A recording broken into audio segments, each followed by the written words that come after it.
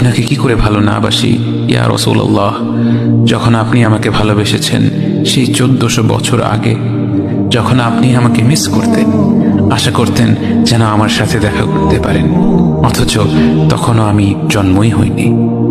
সেদিন সাহাবীরা আপনার চোখে পানি দেখে বলল, ইয়া রাসূলুল্লাহ, আপনি কাঁদছেন কেন?